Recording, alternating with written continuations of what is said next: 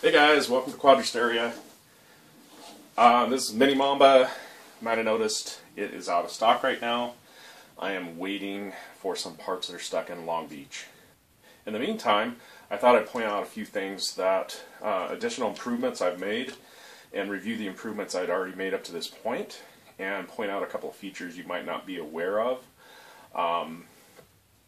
First of all, as you know from my previous videos, that now the kits include these two front standoffs to protect the camera and as well as the aluminum screws, and then all the bottom screws are aluminum screws that come down into the landing legs here, and aluminum standoffs for the feet.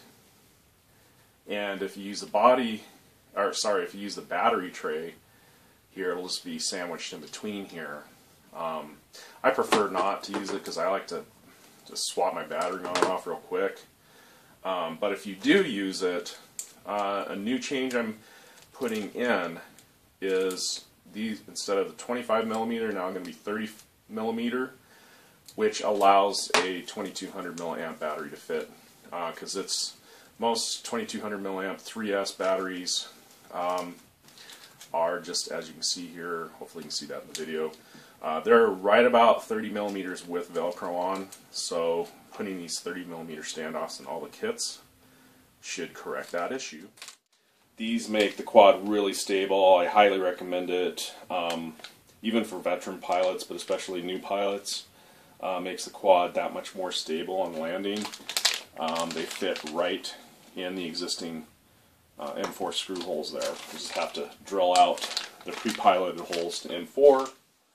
I have a change to the flight controller standoff set. So now what I'm going to include is exactly what you see in this build, which is a very low profile build. The original standoffs were a little tall. You couldn't do it quite this short.